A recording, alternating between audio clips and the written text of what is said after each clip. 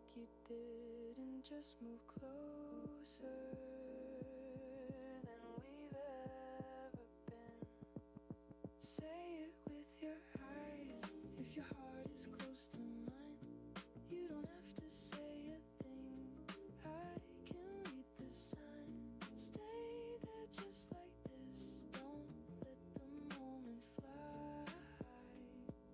Say it with your eyes.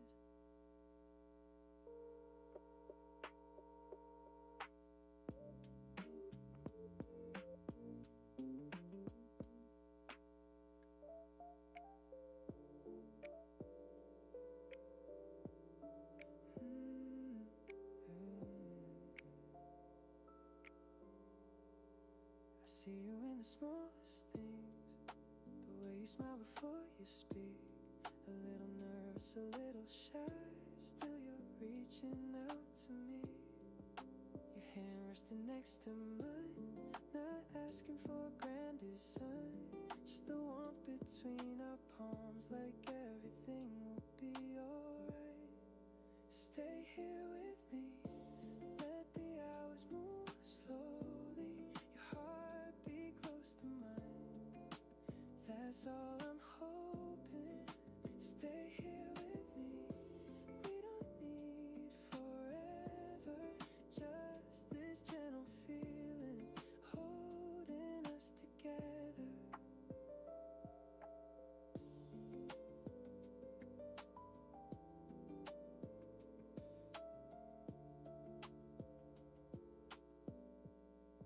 When the evening turns to gray and heavy thoughts begin to stay, you look at me the same old way, and all my fears just fade away.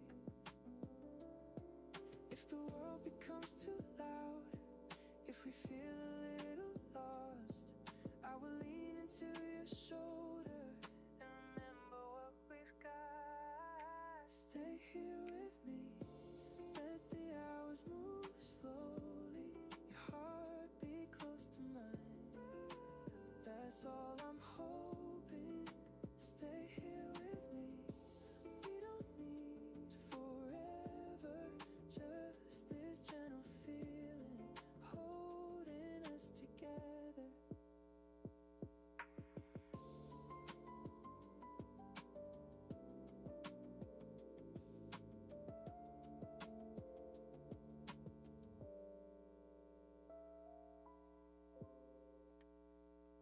Your knee touches mine again. Neither one of us moves away. There's a question in your breathing that neither dares to say. 好，各位来宾、各位长官，大家早安哈。那我们的讲座即将在2分钟之后正式开始，让大家再准备入座一下。好，那谢谢大家。那请大家记得将手机关成震动或静音哈，以维护我们讲座的顺利进行。谢谢大家。Like we're one step from that place. We're this close to something we can't hide. This close to crossing to the other side. If we let our hands align, we're this close. Your thumb circles on my wrist, like you're testing what is real. I try to keep my voice steady, but you know exactly how I feel. Maybe we don't need forever, maybe just tonight, to let the truth move closer and hold it tight. We're this close to something we can't hide. This close to cross into the other side. If we let our hands align. 各位长官、全馆同仁以及远道而来的各公共图书馆同道，那国中小的图推教师们，大家早安，大家好。好，欢迎大家莅临2026富尔布莱特专家计划。那在7月13号今天的首长的重头戏。那我们现在正在处在一个瞬息万变的数位时代 ，AI 的工具开始发展之后呢，人人都没办法能够想象下礼拜究竟会有怎样的突破。好，所以我们无论是图书馆员还是教育工作者，每一天都在面临新的挑战，不断的要调试我们自己教学的方法以及工作的方法。所以今天的论坛与讲座，我们非常荣幸可以与美国的富尔布莱特基金会学术交流基金会呢来合作，邀请到美国的专家，从宏观的发展趋势一路谈到具体的 AI 冲击与媒体素养 （Media Literacy） 这一块。好，那在精彩的论坛开始之前，那我们首先以热烈的掌声邀请我们国立公共资讯图书馆马香平馆长为我们致欢迎词。我们有请馆长。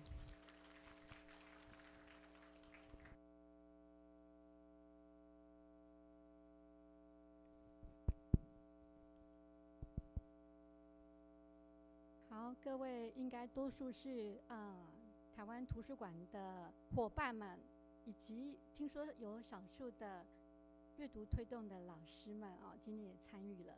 那这里面当然包含我们国资图的同仁是最主要，还有地方的公图的伙伴们。各位大家早安。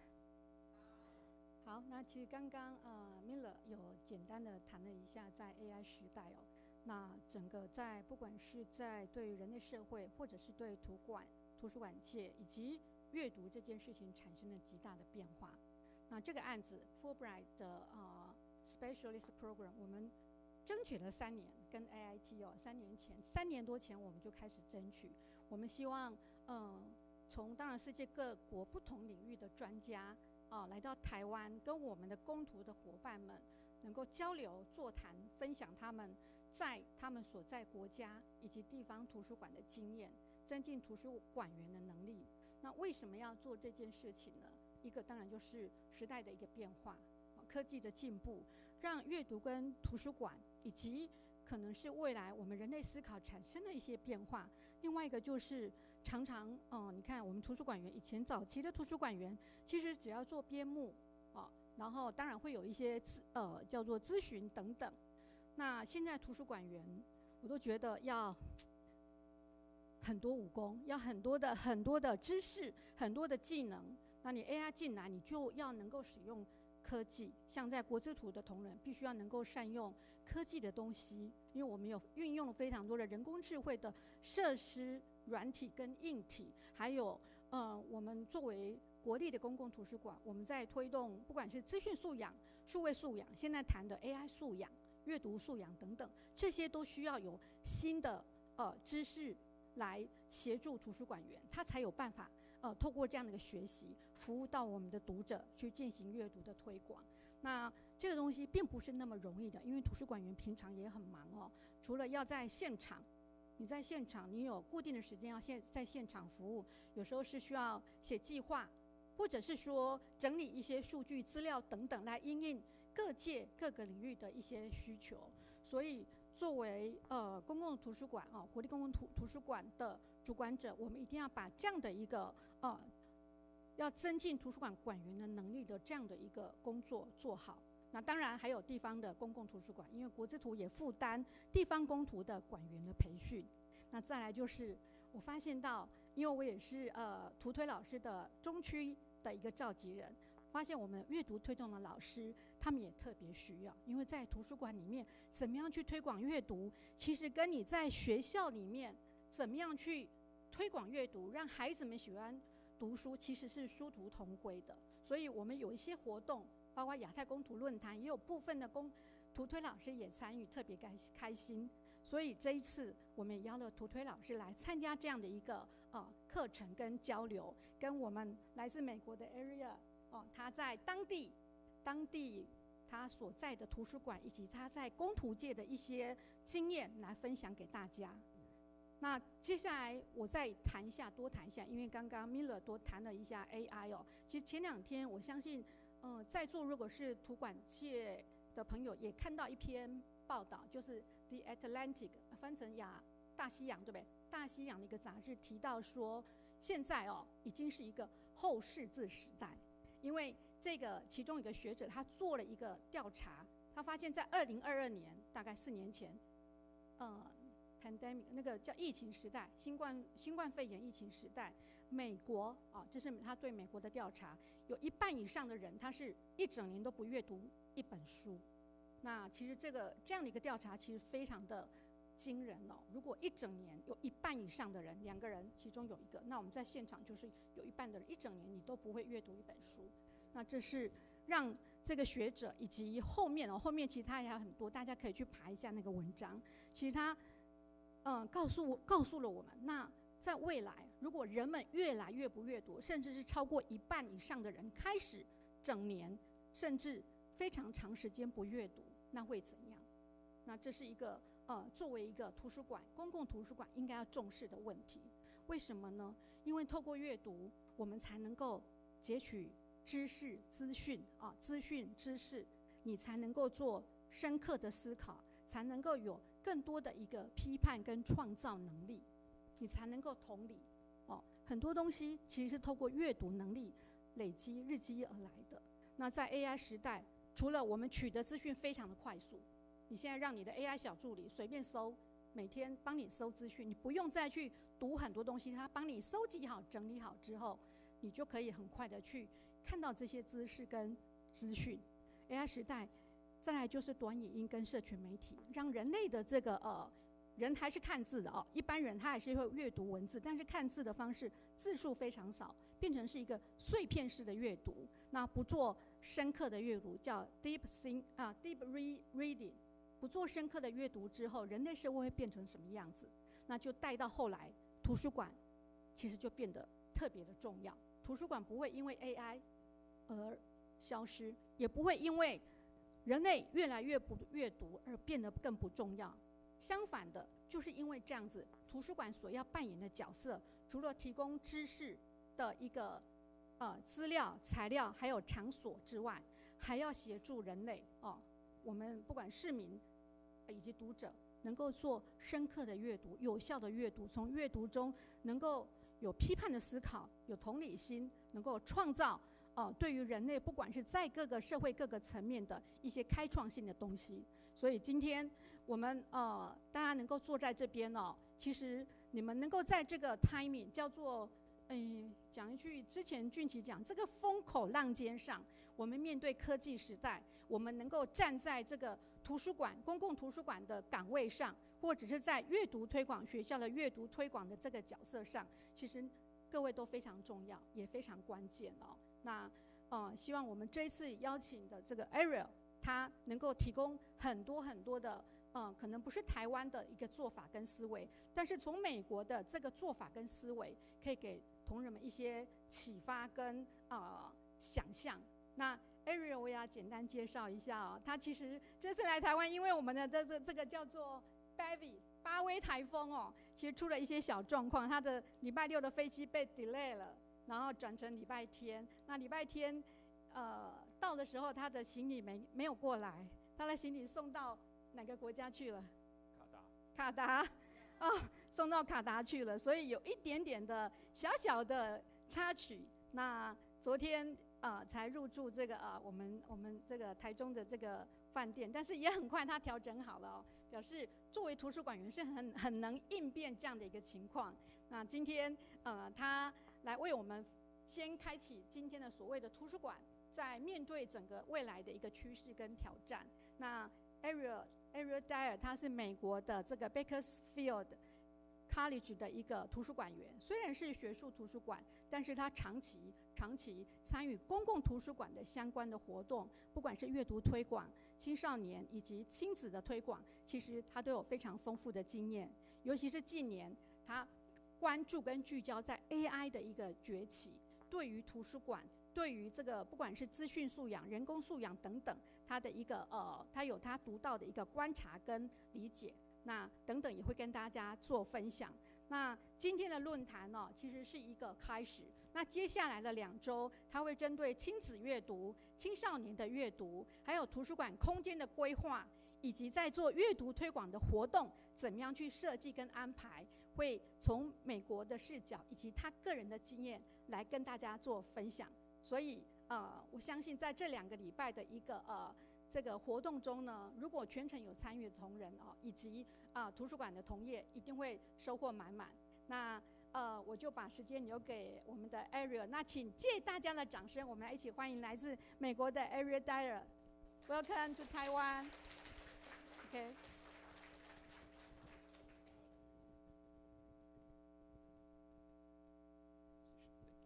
那接下来我们很荣幸的将欢迎 Ariel Dyer 呢来为我们进行上午的论坛。那先为各位破个题哈，上午的论坛呢分成4个核心的子题。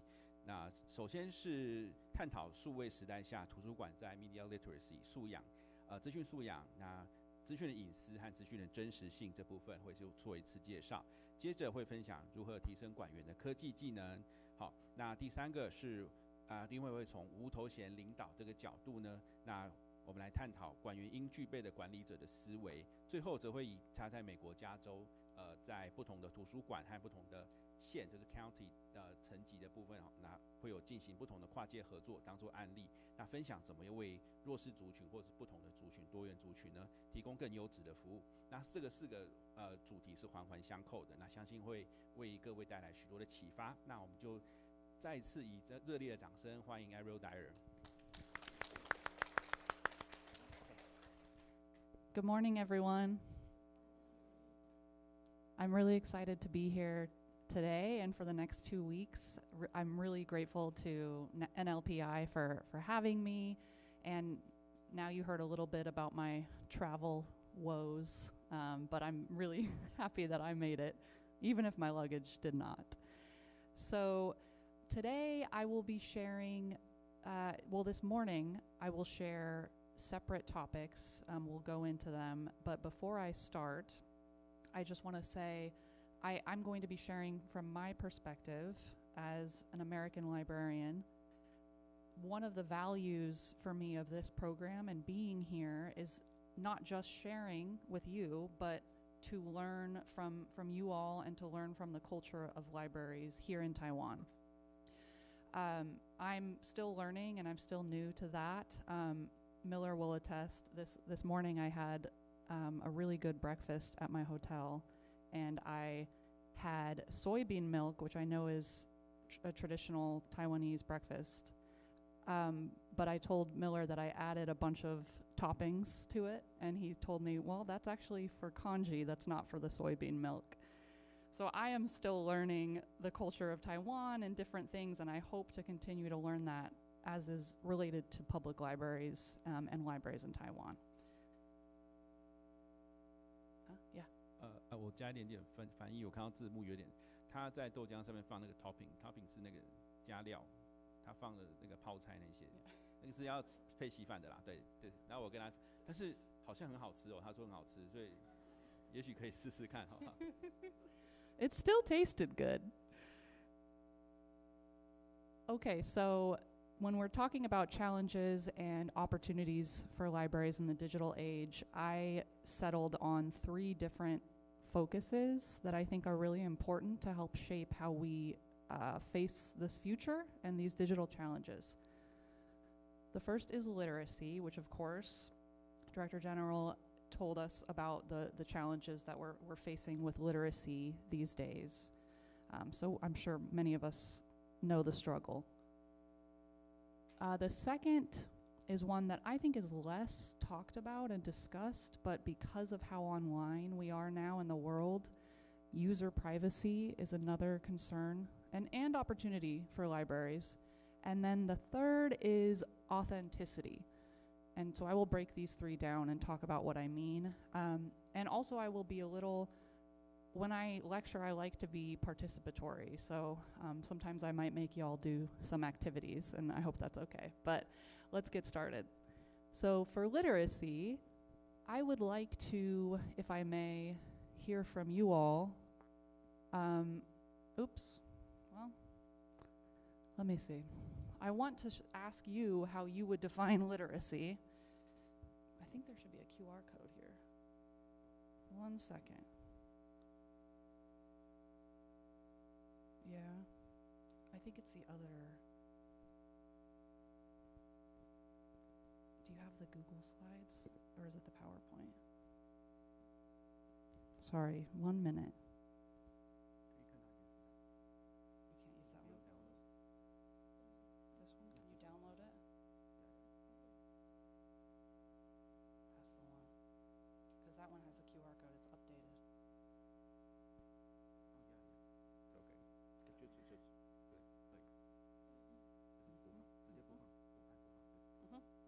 Good. Okay. Thank you. So, QR code, if you would like to participate, if you can reach that QR code from all the way back there. And just, if you can share a little bit of how you would define, take a minute, and I will go to that so we can see some of your answers.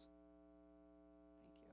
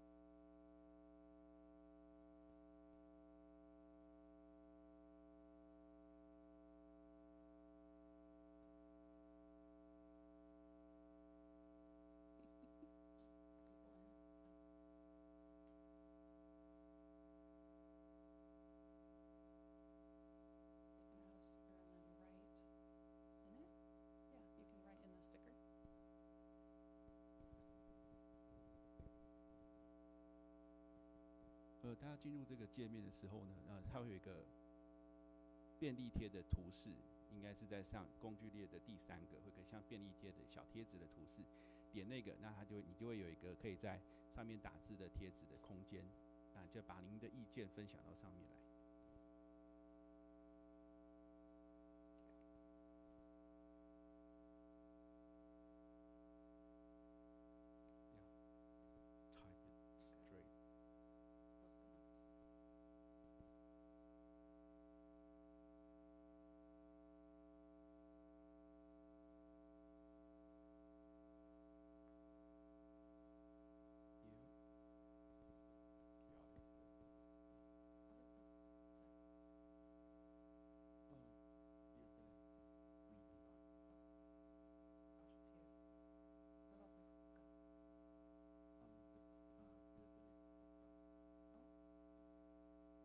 Okay, so people are starting to answer, which is great.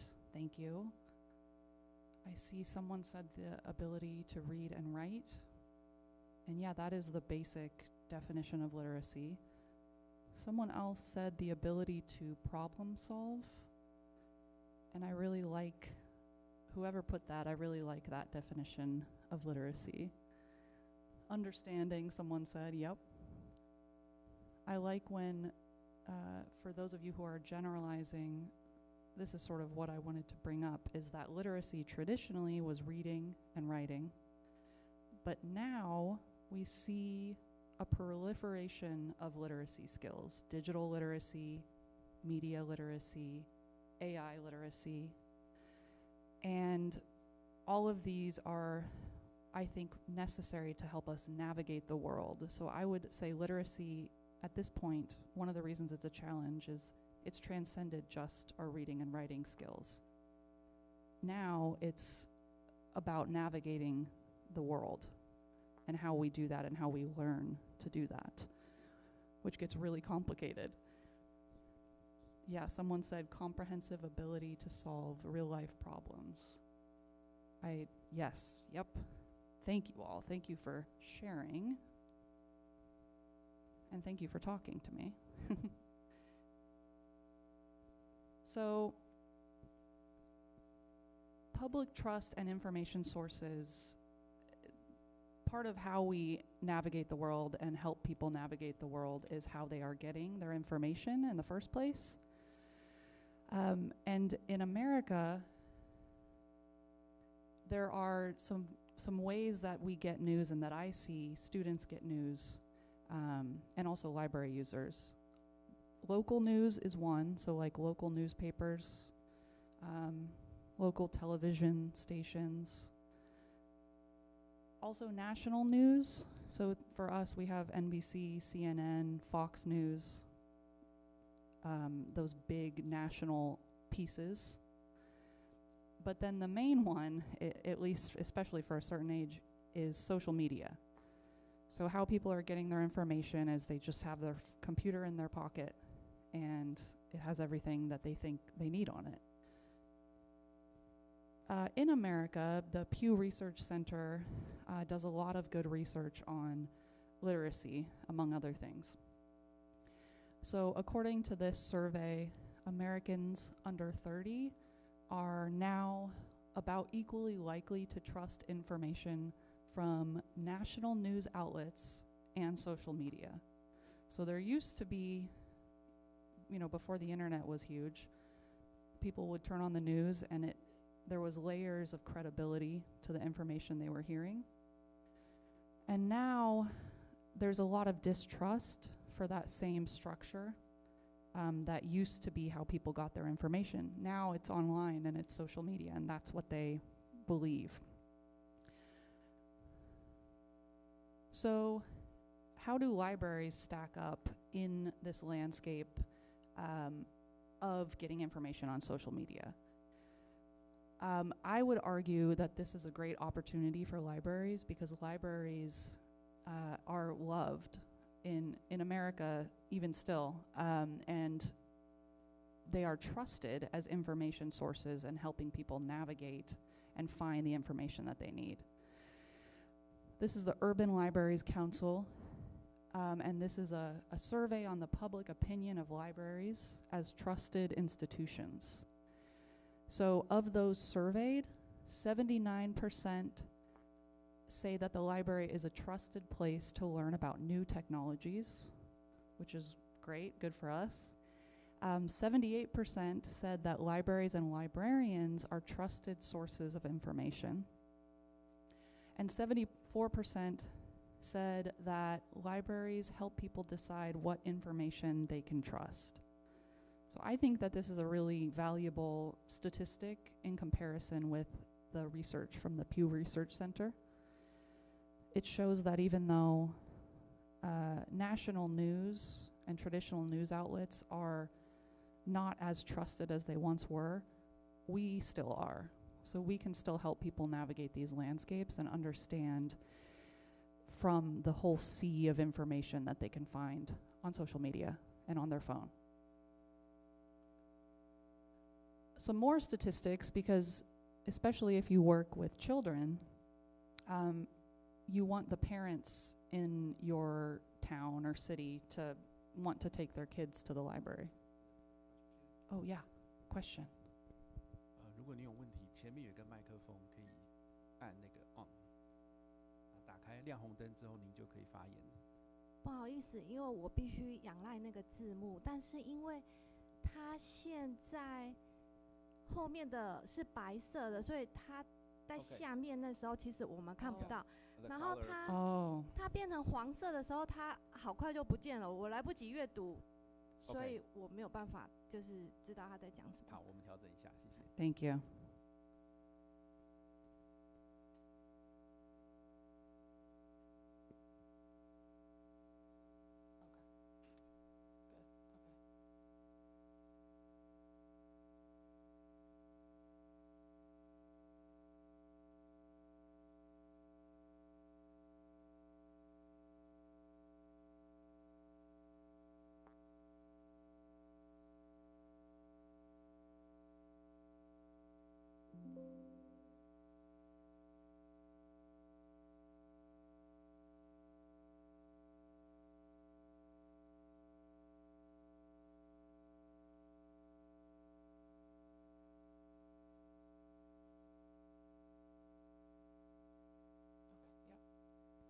Good. Thank you for bringing that up. And I will try to go a little slower and pause. Okay, so parents' perception of libraries. 92% of surveyed parents trust librarians' book selections for their children. This is according to the Every Library Institute. They surveyed parents on how they viewed the library. And 85% of those parents also agree that librarians support children's learning. So even for youth, we are an institution that is trusted to help children learn and promote literacy in their lives.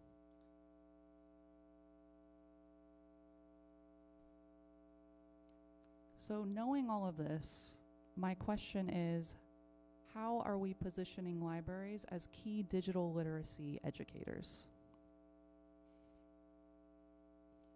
I think that we know that we are respected, and this is a good opportunity to seize on to get more folks into the library and understanding that we can help them develop literacy skills.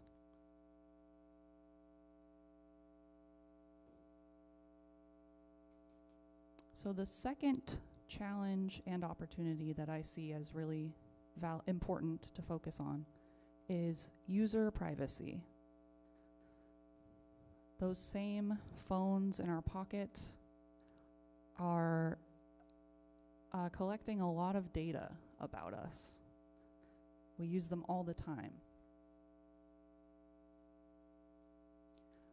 According to the American Library Association, privacy is listed as one of their core values. This quote from them says, "The right to privacy is a crucial safeguard to intellectual freedom, ensuring everyone has the right to develop their thoughts and opinions free of surveillance." That is a really challenging value to uphold in the modern age. So the question then that I ask is, how are we safeguarding user privacy in library spaces and beyond? This is a complicated question because we can control some of the tools we use as librarians, but we do not control people's phones. That's Google and Apple. So how are we teaching them, our users, to navigate that world? That's another piece of digital literacy.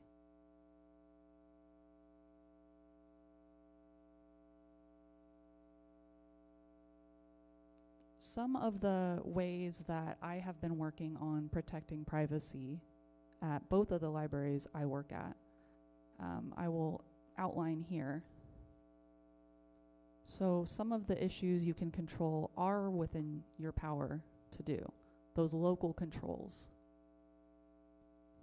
These are things like your library management system, so your database and how people check out. Public computers, you can choose to not collect data when people are getting on those public computers. Room reservations, all of these things contain what's called personally identifying information, or PII. That can be a vulnerable point that you're sharing with your users.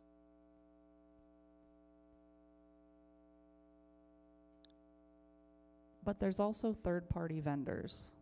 So probably many of you have contracts with third-party vendors. These are things like your library databases, software as a service. So I don't know if you have, in America we have Hoopla for videos that people can check out. So like different library apps on people's phones. That's another access point where we need to look at how that data is being stored, because it's not being stored by us, it's being stored by those library vendors.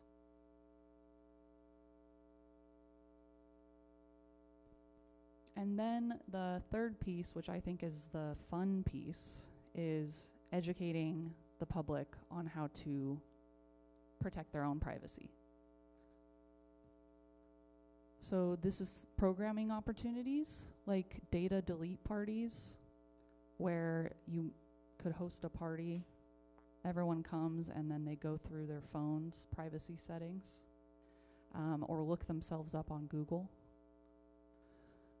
And then you help them delete that information that's in, that comes up in a Google search that they don't want. These are programs that I've seen had a lot of success in the United States. And then take back your tech sessions, so helping people reclaim their devices and have more control over the information that they share. I will also say, as an aside, there is a lot of interest right now in America about privacy. So this is relatively new. It used to be that this was something that people didn't really think about that much. But now, and it feels maybe related to AI and data centers and surveillance, the public really wants this sort of programming. They're very interested in it.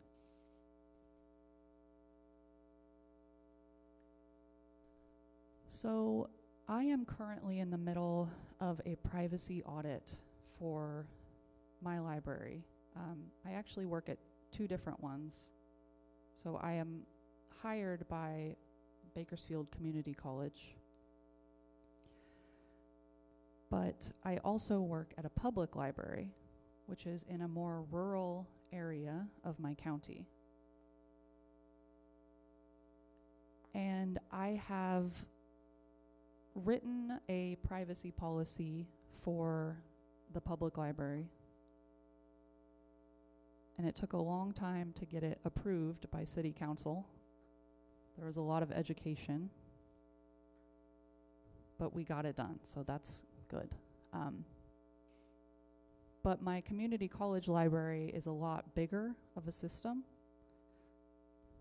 so it's taking a lot more time to do the privacy audit. There are different phases to being able to do this work and think about your tools that you're using in your library. One is the internal phase. So conducting staff interviews, for instance, with your circulation department, and looking at your locally managed resources, like your printer, your public computers, and seeing what kind of information you're collecting about your users and where it's living, how long it's living there.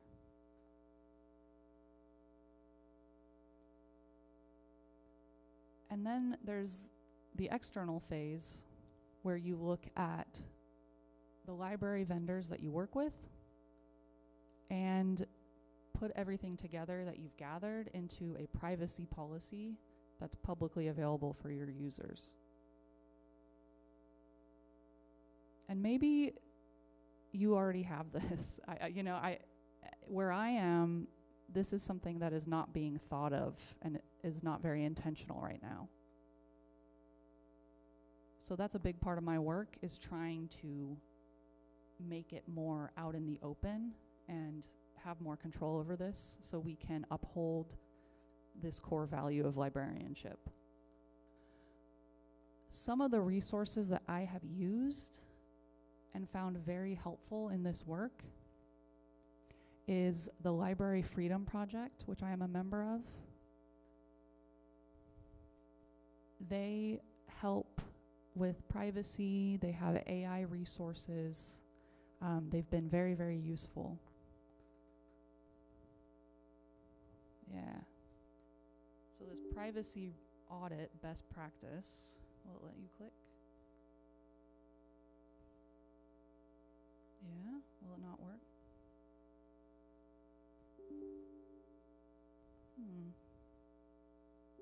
Well, I can share it with y'all later. You can have the slides so you can click on the links. But these are all publicly available resources on the Library Freedom Project's website.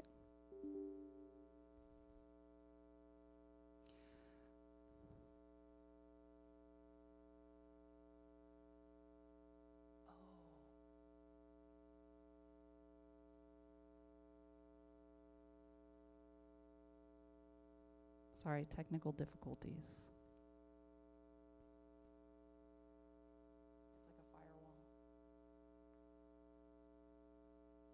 Yes.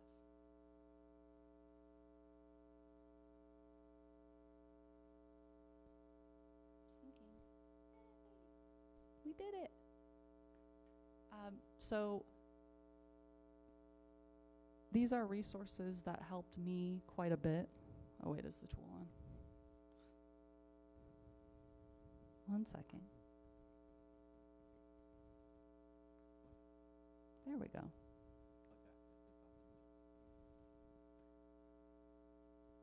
And it helps tell you where to look for this information, where you're storing personal information. And it's, before I started this work, a lot of this was things I hadn't really thought of. To give you an example, while I'm doing the privacy audit for my community college library,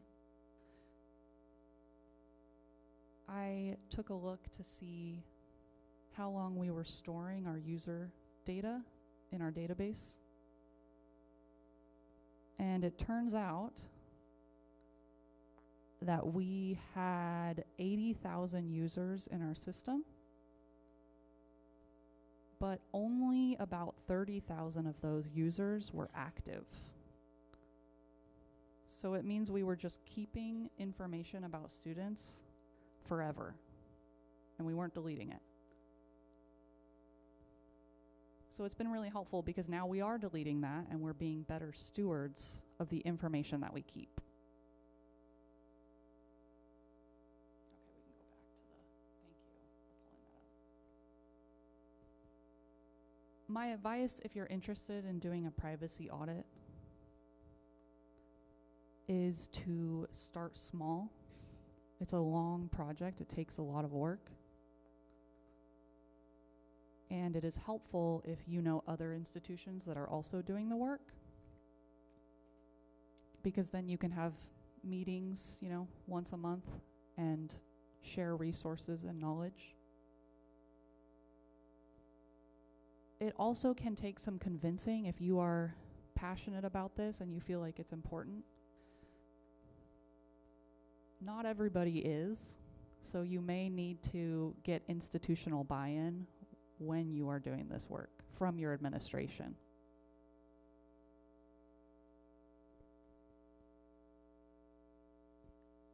This is just an example of a privacy policy. This is what we got passed at the Shafter Library. I'm not going to click on it right now, but I was using a template from the Library Freedom Project. And it took a long time. It took almost a year for me to get this policy written and approved. Because the city, I had to navigate the internal politics of the city so that city council would then approve the policy. So it ended up being a lot more work than I expected and a different type of work than I expected. I had to meet with the city manager, talk about personally identifying information and why it was important that we protect it. But ultimately, we were successful and got it passed last December.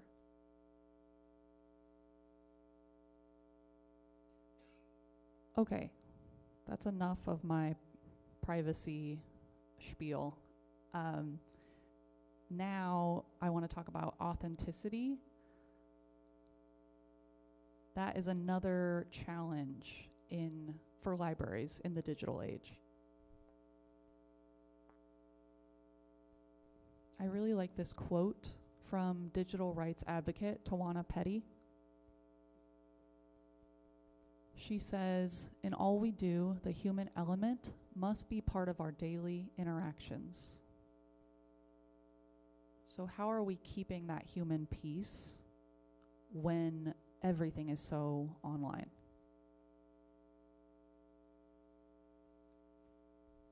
I like to call it auditing reality.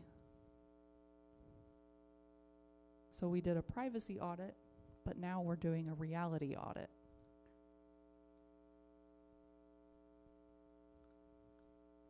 Increasingly with AI, you probably maybe have felt this way in your life. The question comes up, am I talking to a bot or a human?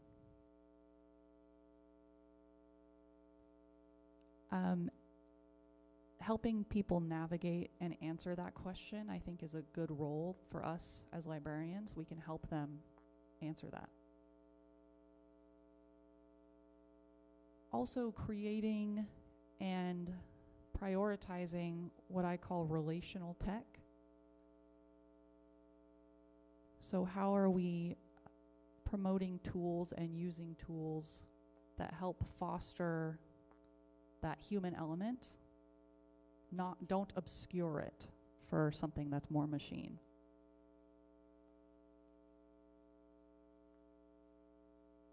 And then this concept of style versus substance. So now you probably are seeing so many AI generated flyers. I see people talking about that online. There's a lot of this glossy, make it look good, but people are craving substance, more of a DIY approach.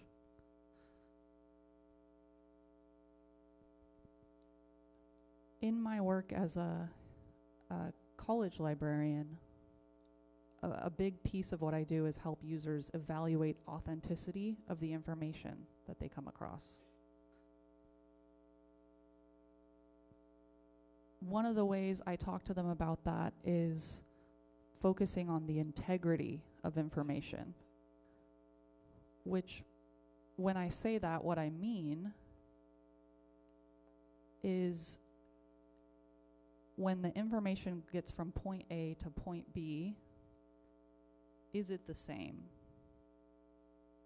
Or has it been changed in some way when it gets to me? And transparency, which is looking for credibility in an information source. And the third thing is belief. So questions of the believability of the information people are seeing and the misinformation. Also looking at the authority of a source. So do the people who are sharing this information believe it, or are they sharing misinformation intentionally?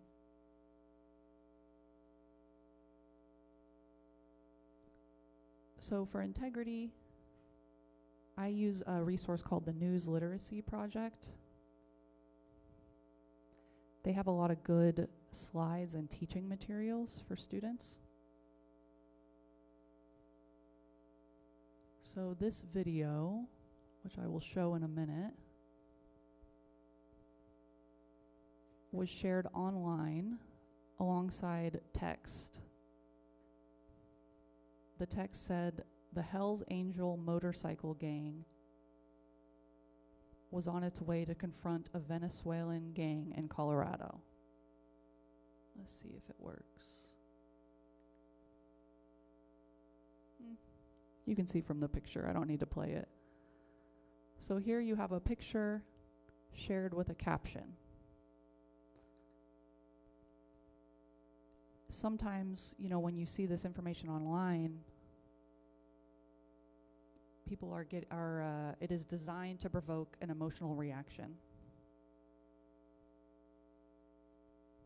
Understanding where something comes from and tracking it down tells us this video is not from 2024 and it's not the Hells Angels. It was actually from 2022 and it was a charity event.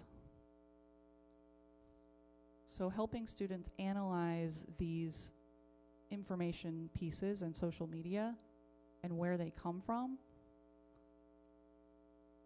gives them the tools they need to navigate not just their personal lives on their phone, but it also helps them develop research strategies for education.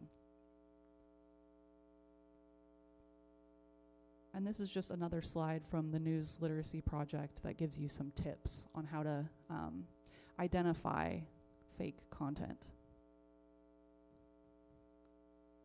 So it talks about checking to see if a claim has a credible source that you can find.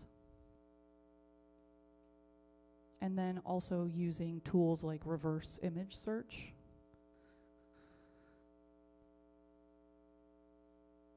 And that's the next piece that's really important for authenticity. Tracing claims from what you find on social media to the original, where it was actually first said or created.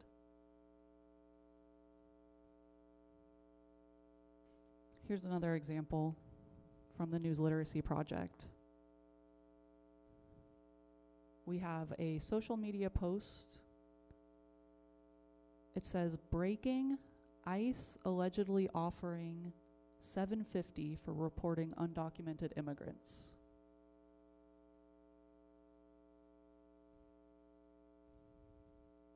But this is a fake post.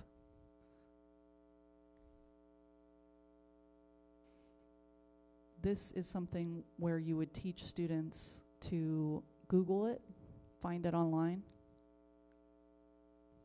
and see what other sources are saying. What we call that skill lateral reading.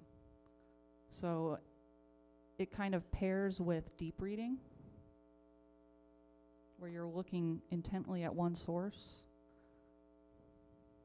Lateral is jumping between tabs on your computer, or different books, you know, whatever the source is.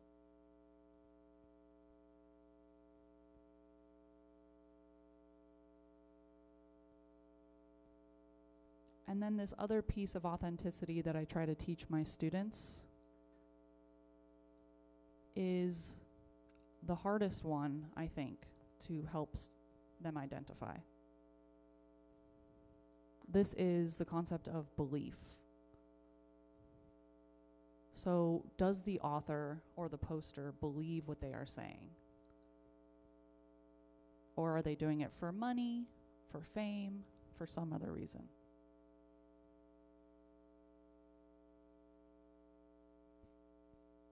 With finding sources online and using social media,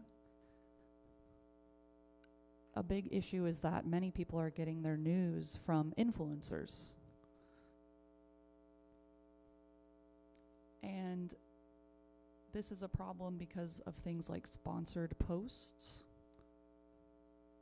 and also just the human inclination to see something and agree with it, and then just automatically reshare it.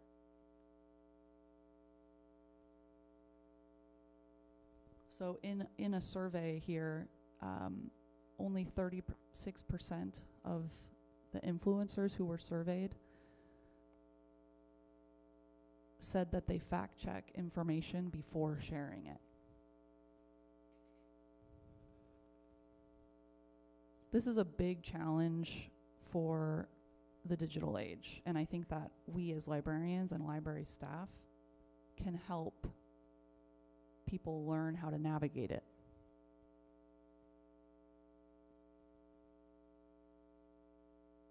at Bakersfield College, we have developed a rubric for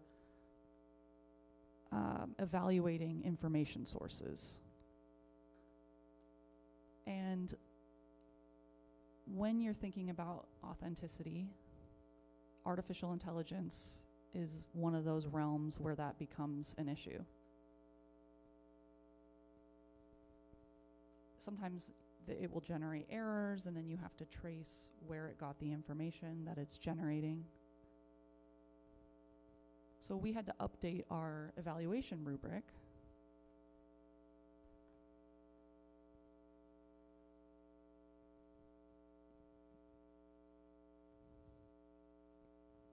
So here we have a scoring system for different aspects of a source. And this was actually developed by my colleague, the chair of my department. Every element has a separate point score. So there's date, author, publisher, purpose, and relevance.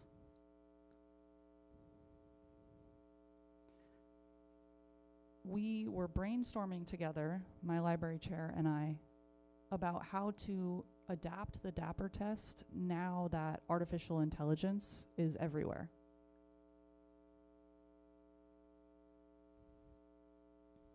What we ultimately decided on is to only add it to one little spot of the rubric. So under purpose of a source, we have the 0 points for this information was significantly altered or generated by an AI tool. And the reason we decided on putting it here, because it arguably could have gone in other columns, is because when that information is being generated, it may not be as helpful for academic research unless you can trace it back to the original source.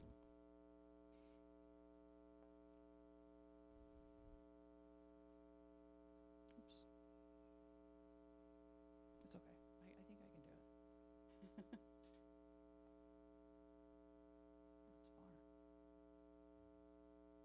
Okay, so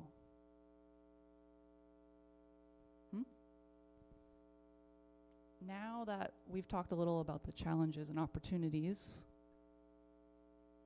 and how tech-oriented that they are, now I want to go on to talk about user services and tech skills. So how do we help our users get these tech skills to be able to answer the questions that we were asking in the previous topic? And how do we bring that to our staff? I don't know how your libraries are, but in my libraries, not everybody is good at technology. And that's fine. I don't think everybody has to be good at technology, actually.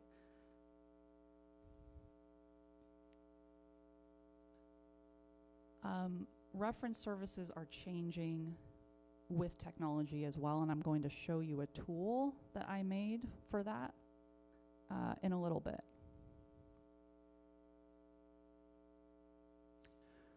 So before that, I want us to try to look at this checklist. So it's library staff tech skills.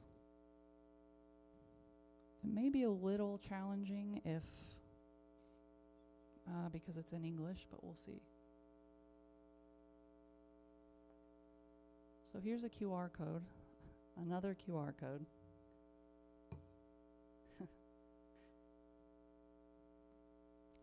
This should take you to this checklist. And there's different sections. It's a little long. We're not going to do the whole thing. But I think it's a good checklist to evaluate your own tech skills and that of your staff who are working with users.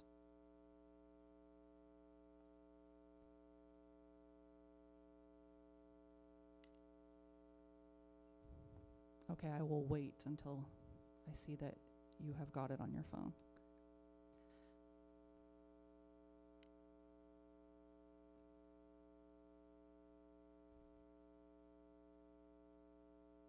And as we wait, if you have it pulled up, just take a minute, maybe look at one section or two, and see how you score yourself. Just pick one, one or two sections.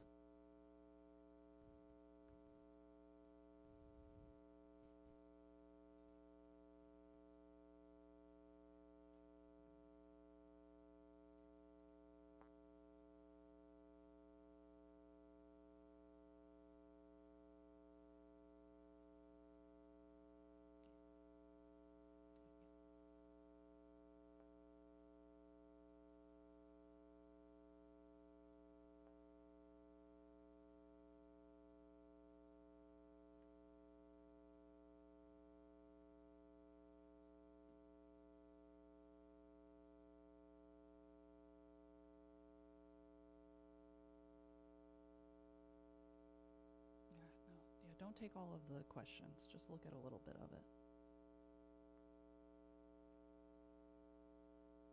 Yeah.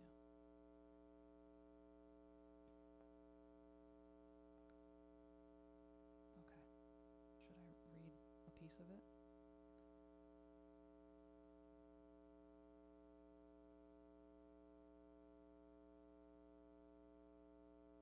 So I'll break it down. I'll break down the form. Just by their sections. So section 1 is general vocabulary. So how well do you know what this is calling geek speak?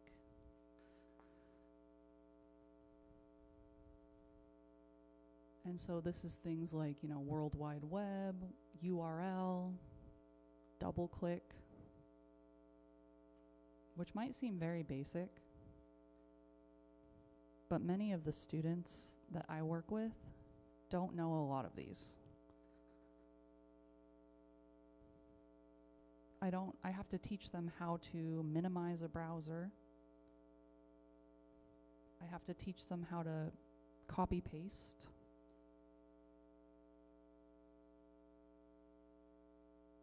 And so these are good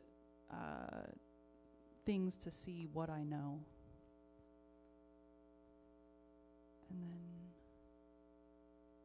so, all right, good, we're good with that. So now, whether or not you access the checklist, I would like you to talk to your neighbor and sort of share with them what you think some of your strengths and weaknesses are when it comes to tech skills and helping library users. So just a couple minutes to talk about the challenges that you're finding with each other, and then we'll kind of come back together.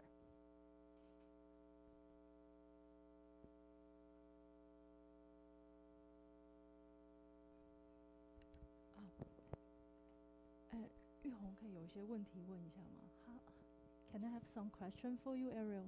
Yeah. I just very curious about, you just talk about you need to teach your student analyze your website. I just curious about in elementary school they don't have the best community lesson for this student. I mean that's very basic skill. Yeah. I just very surprised they don't have that kind of skill, because in Taiwan in elementary school, we have some very basic computer skill lesson for their students. Oh, so they already know. Yeah. So can you make some explain or something about this situation for us? Thank you. Yes. Thank you for that context. So I will share we have an interesting relationship with tech in America. Young students in elementary school, they are on tablets or computers, but they are touchscreen for the most part, which I think does them a disservice for when they get to college. Because then they come to me and they don't know these basic things. You might think it might only be older adults who don't have the tech skills, but it is also the young ones. I see students come to me that are 18, 19, and when I try to tell them, hey, X out of the browser, they look at me like I'm speaking another language. So it's a big challenge. It's one of those things with libraries where you get into the profession and you don't know, you think you're going to be talking about books and research the whole time. And then 80% of the time you're just telling somebody how to print their document. So thank you for that context. I'm glad that you don't have to teach them how to right click.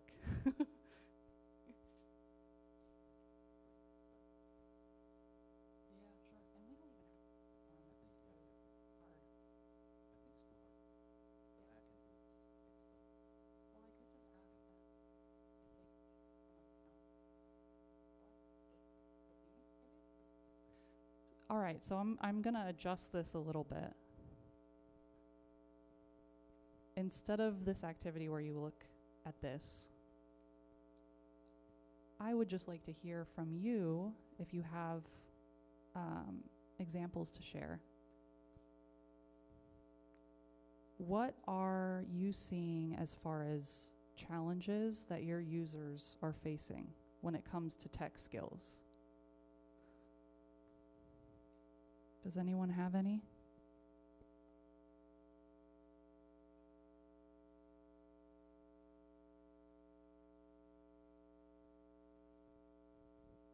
简单解释一下，这份表格大家应该都大概了解一下，就是测试一个馆员或者是不管是谁啊，对一些基本的科技智慧有没有认识，在解说的时候可以提供读者呢，或者是解答一些大家都知道的共同的名词，比如说像一开始的，像中间有那个 hardware， 就是电脑的零组件，你能不能正确的回答？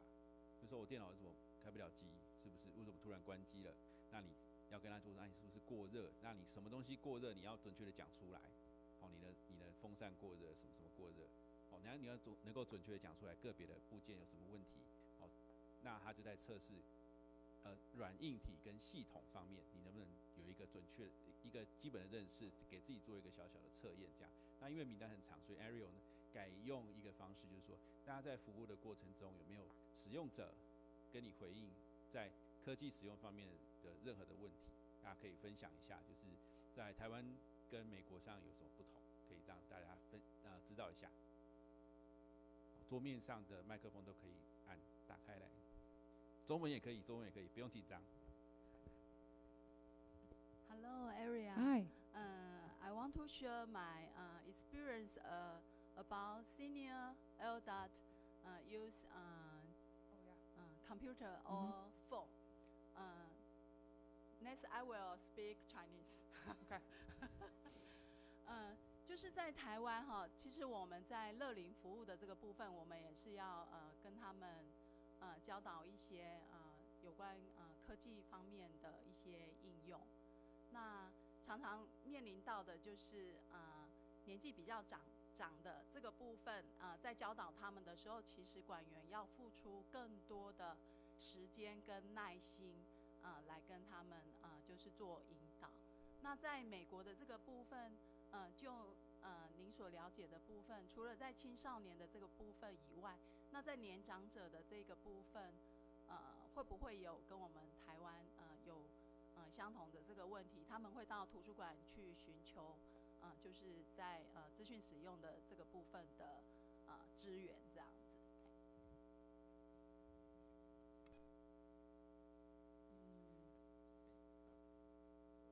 Yeah. Thank you for asking that. Yes, the answer is yes, and we see them at the public library, but I also see them at the community college. So a lot of older adults come to the community college to get more education. And we have found that they are very frustrated when they don't know the tech skills.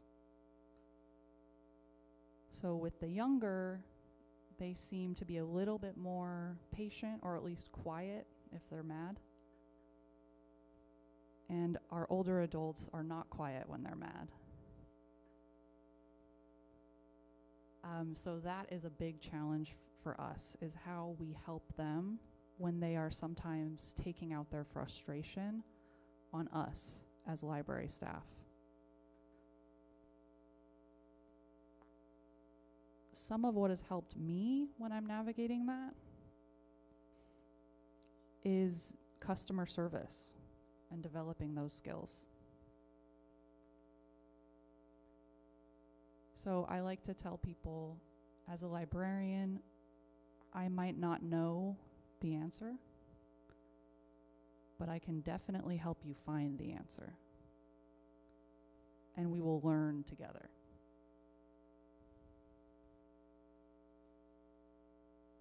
Thank you. That was a good question and perspective. Okay, we'll keep going, and if there's other questions, please share them, or thoughts as they come to you.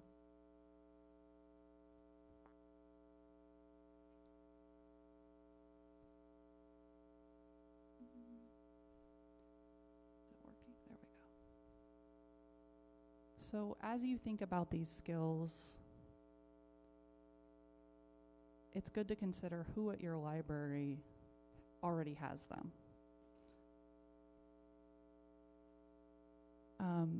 Some tech skills may be useful for every worker to know, but just like our users, our staff may get frustrated when they have to learn new tech. So some skills might be worth delegating to only 1 or 2 staff members instead of expecting everyone to learn it.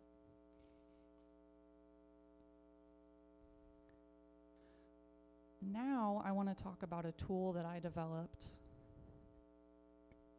I mentioned earlier this idea of relational technology. And this was something that I developed with that ethos in mind. It's called the Research Wizard. So the Research Wizard is a reference tool.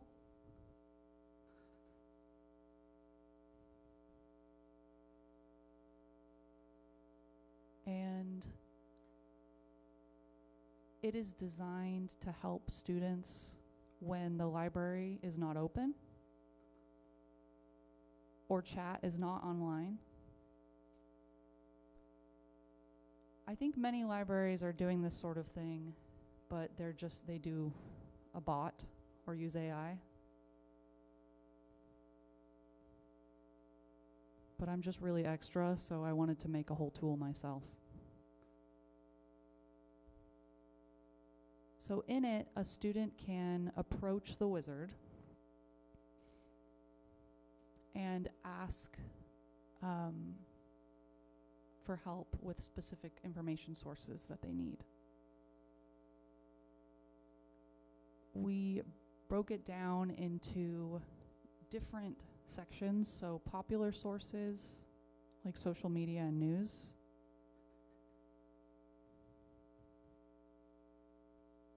Uh-oh.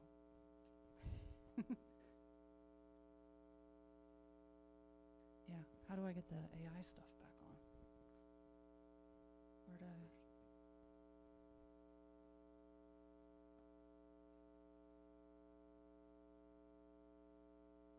Oh, can we translate it? Does that work? I don't know. Does that look good? Is that 那 correct? 个 Research Wizard 就是一开始就丢给我一个问卷，他说你找什么东西，然后他就用一个小游戏的方式呢，让就是他扮演一个巫师，然后他用水晶球帮我找到一个答案。那我刚刚是随便点的，所以看来我要找报章杂志，然后我要找一个有关人的报章杂志，然后他就把一个结果迅速的筛选出来给我，这样子是一个 random 就是 lucky draw 那样，应该是 last page。Yeah, the Research Wizard, I designed it to be an interactive quiz. Uh-oh, we lost the AI again. Where's the little AI thing? Where'd it go? Thank you. Okay. So I designed the Research Wizard to be an interactive quiz that would help students get the information they need when we were not there.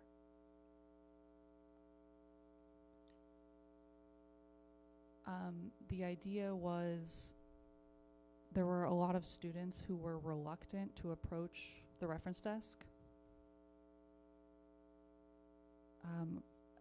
They would often come to the reference desk and apologize for coming to us. And I don't know exactly why that was. I think they felt embarrassed needing help. So this was one tool that I could design to help alleviate some of that anxiety and make the library seem friendlier.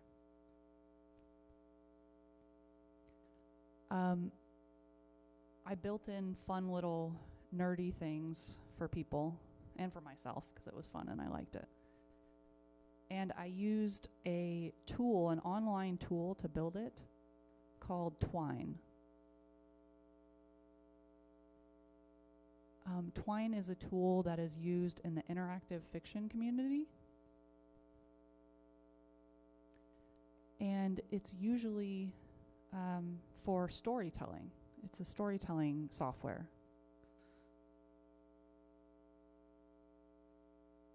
But I adapted it to be the Research Wizard.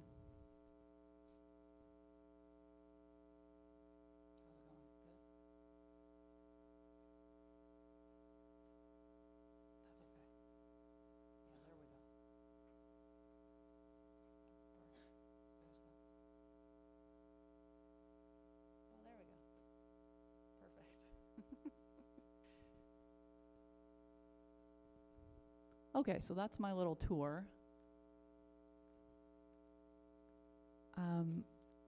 It was fun to make, and I think it's been helpful for students to interact with us in a unorthodox way.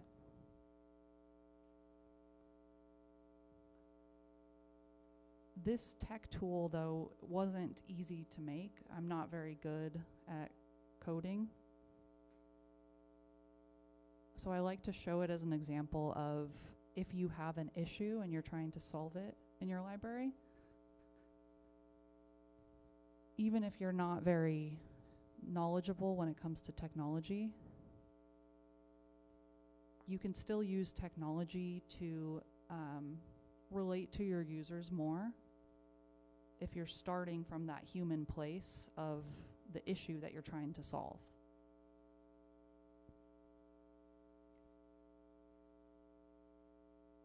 So I noticed that I wanted to get more users into our databases so they can research. Sometimes students came to the library and they had no idea where to start. They don't know that we have databases and they don't know how to access them. Even though on the library website we share the databases, it's too many clicks for them to get to. I think they're used to just pulling up their phone and having what they need, and you can't really do that with a research database. So then I wondered, well, can we provide tailored reference instruction outside of our normal hours? There are chatbots. I've seen libraries use chatbots. I just personally, as a user of technology, sometimes I find chatbots frustrating because I just want to talk to a person. And the research wizard is not a person, but it was written by a person, so I could give it a more human feel.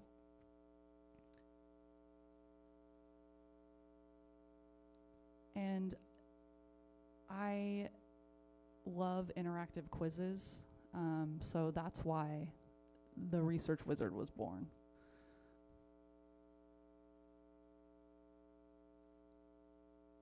So one of the things that I considered before I started building the tool at all was user design and this concept of digital wayfinding.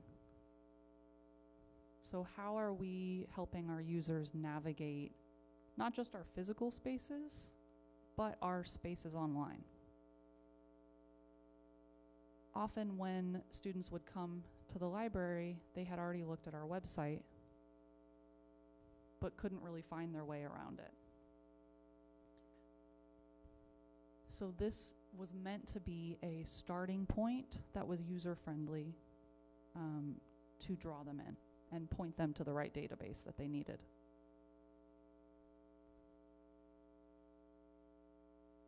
So we don't really control our website a lot of the time. We cannot edit it ourselves. So it took a lot of back and forth with our marketing department for this to happen.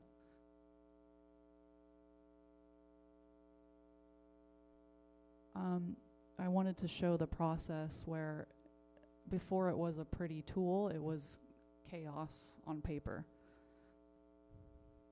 So this was me brainstorming and trying to map out all the different databases, who they're helpful for, sort of backwards designing so I could get the research wizard to happen.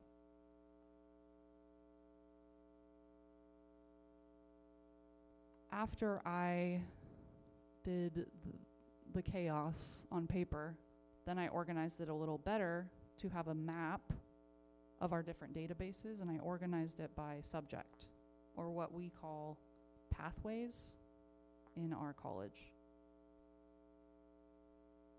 So social and behavioral sciences was the biggest one. But we started with source type. So what type of source you're looking for, and then what your discipline is that you're trying to research in. And the next thing I wanted students to answer was, how comfortable are you with using databases? Because many of our students are not comfortable using databases at all. And we have some databases that are what I consider beginner-friendly ones for people to use. So if they answered they didn't know much about databases, I'd point them in the direction of the easy-to-use databases.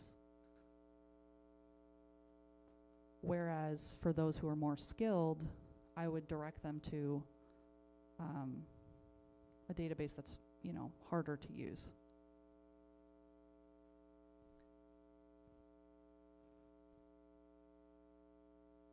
So some of the things that I was responding to in making this, these common pain points for students in reference interactions.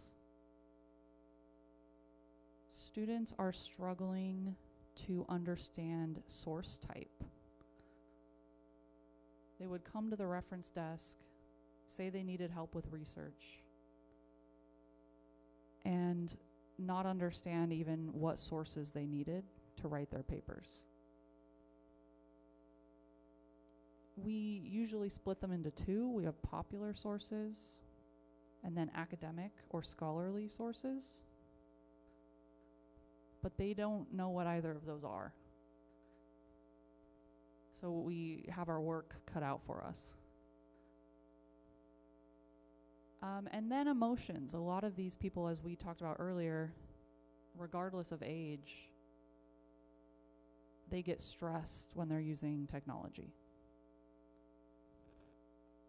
So I wanted to design something that would help them feel a little less frustrated.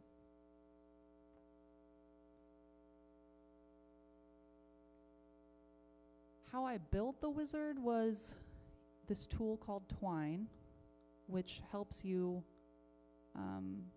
it maps out interactivity, and then it will generate the HTML code for you. So you just need to know a little bit of coding to be able to make it fancy. But you don't need to know any to be able to use Twine. It's pretty user-friendly.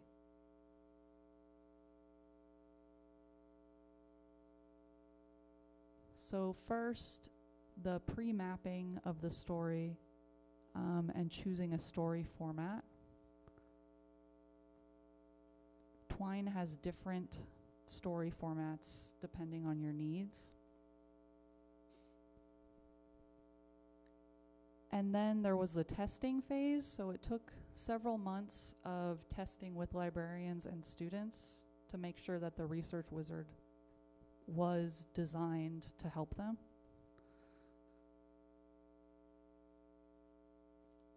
And then I had to think about where the wizard lives. So then I had to learn a little bit about hosting sites and where I would put this quiz.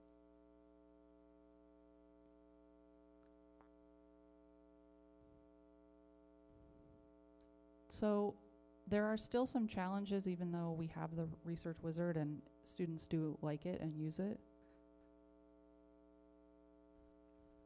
One is accessibility.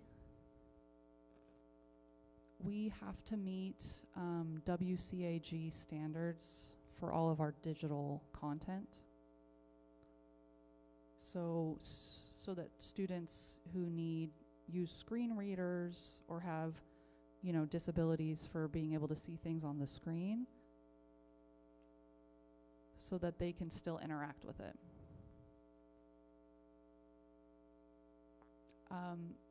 That was a real learning curve for me. And I'm still learning, because again, I'm not a developer. The other challenge is assessment, so seeing if students still use this tool and how they like it. We have an optional quiz that they can take after they interact with the wizard. But I would really like to have student workers test it for me more formally.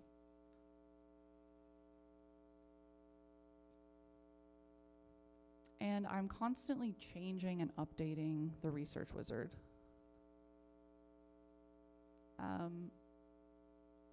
There's no AI in it right now, but maybe that's something that can be implemented if a tool makes sense for it. And some of my takeaways for that specific tool, I think, can have larger implications for using technology to help our users.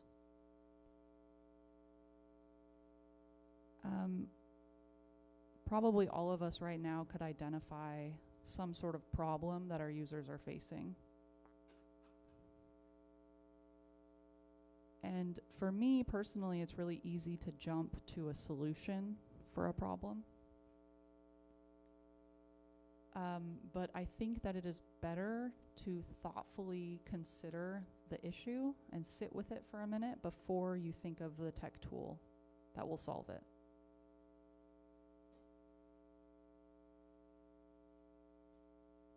And then my other advice is to look at the communities that you are already serving and interacting with and see how they are already using technology. The reason I chose Twine for my tech tool is because I'm already a member of the immersive and interactive fiction community. And so I reached out to them and asked them what tool I should use. And I feel like I learn a lot from students about how they use technology.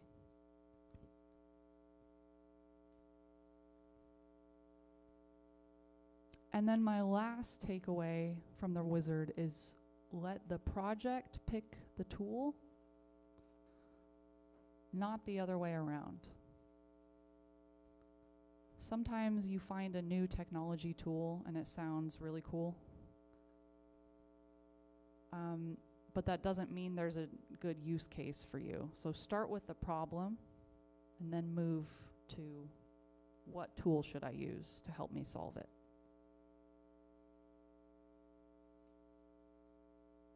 Does anyone have any questions or comments related to tech tools in the library? If not, I'll move on to the next piece.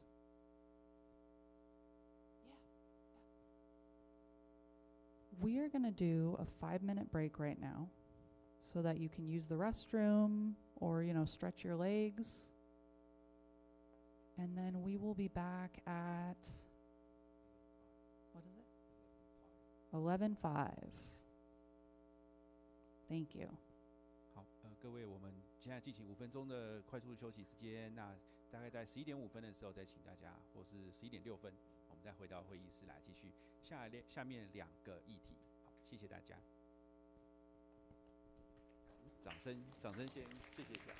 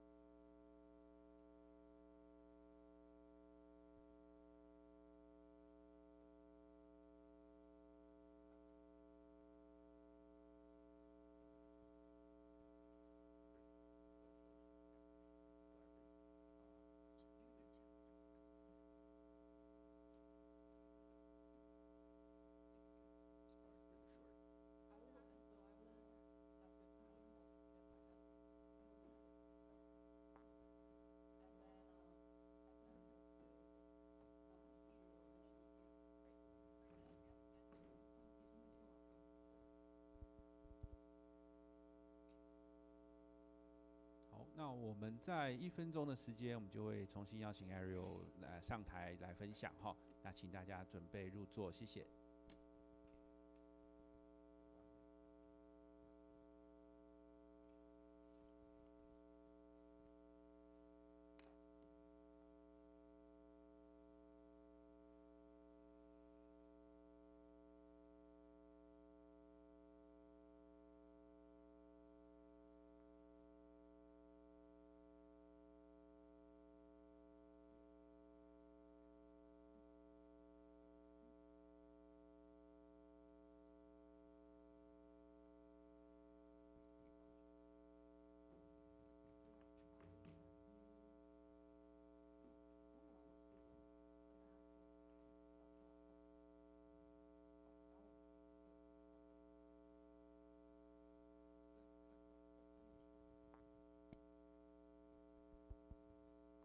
在现场的听众们，我们现在正在测试一个我们 Philo 翻译字幕的功能哈。如果大家有手机的话，可以扫一下这个 QR code， 那在各位的手机上就可以同步显示翻译出来的字幕，好，那就是可能会比较好观赏。但是我们现在还在测试阶段，不确定有多少人可以同时的使用这个服务，所以就是大家现在在现场直接扫，直接就是早享受这个功能。好，来大家先试试看。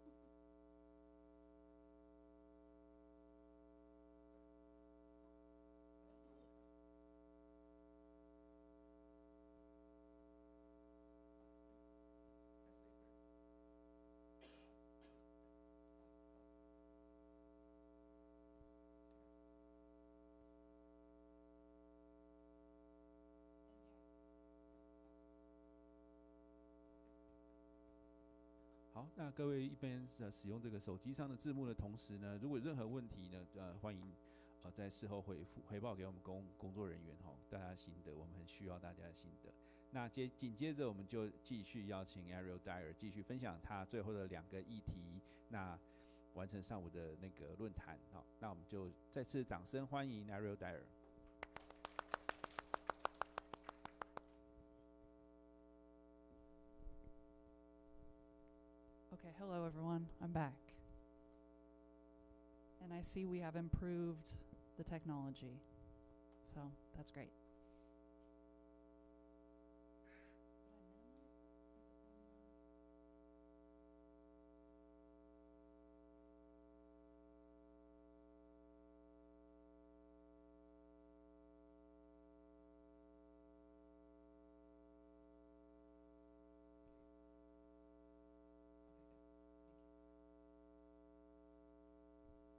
Okay, so we have 2 more topics, and I will make sure I'm mindful of the time. So the next thing to talk about is leading in the library and mindsets and attitudes for library managers. So to give a background on why I can speak on this a little bit. My background as far as library leadership and managing is probably one that many of you share. A lot of the leadership I've done in libraries has been informal. So leading without the title. When I started in public libraries, which was like 8 years ago now, I was hired, and where I work, we are really underfunded. The libraries are not funded well. So when I was hired for the library, I was actually working in another job in a high school. And I applied for a part-time job in the library as library staff. And I didn't know anything about libraries at the time. So I didn't have my master's degree yet. I got the job, and they told me that I was going to be supervising a library branch. And I was very scared. I did not know that that was going to be what they were going to have me do as a part-time employee. So I learned how to manage a library without the title. I was a library associate, but I was doing supervisory work. Even things like money reports I had to do. I had to manage if there were angry library patrons or there were library incidents. I would get called at 2 a.m. and have to go and check and make sure the library was okay. So that's my background with library management and leadership, is not having the title and not having the pay, but understanding how do I lead as a group, and how do I lead from a position that may not have the authority. So managing without the title, there's 3 things that I think are really important, and those are stewardship, delegation, and service. And I will let you know what I mean by that. Stewardship, this concept of leaving it better than you found it. So when you come to a position in a library, maybe you change to a different library branch, finding the issues and not expecting you're going to fix everything, but thinking, how can I leave a legacy behind me when I leave that will help the library going forward? So this applies to library collections, doing things like removing outdated library books, but also adding new ones, getting new types of collections. Staff morale, it can apply to as well. So if you get to a library and notice your staff are really frustrated or they're really burnt out, thinking of strategies to help them be able to do their work more confidently and happier. And stewardship can also be about the policies that are guiding your work. So this is really important, especially if you are in a position to be able to write policies. Collection development, when I started a few years ago at the Shafter Library, which is a public library in a rural town near the town where I live, we were starting from scratch. So we were reopening the library after the pandemic, but the city had bought out that library from the county, and then the college was partnering with them. So I came in and everyone looked at me like I was an expert on opening libraries. And I was not an expert on opening libraries, but I was a librarian, and I said, I will figure it out. We will get there. So one of the first things I did was write a collection development policy, which guides how we steward our collection and is available to the public. So we got that published, we got that approved by City Council. Privacy, which I already mentioned. I already had my whole talk on privacy. And then circulation, so that staff know what they're doing.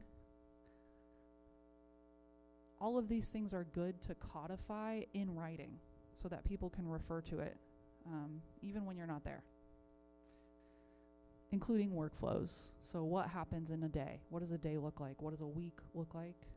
What does a month look like? What does a quarter look like? This is really, really helpful for your staff. It helps normalize a pattern of work. There's also the in case of emergency policies that are important to have. So things that you don't think about probably until they happen, but then after they happen, you say, okay, what did we do well? What could we improve on? And then you write a policy. Some tips if you are in a position where you can write policies for your library. Don't write it from scratch. There are so many library policies out there, and I like to adapt from the ones that I find. The other advice I have is when you are thinking about writing policies for your library, understand that you will not avoid issues and problems. The policies will not make the problems go away. The policies are there to help you solve the issues as they come up. And then regularly revisit and revise the policies you have. So you may already have collection development policy, privacy policy, circulation procedures.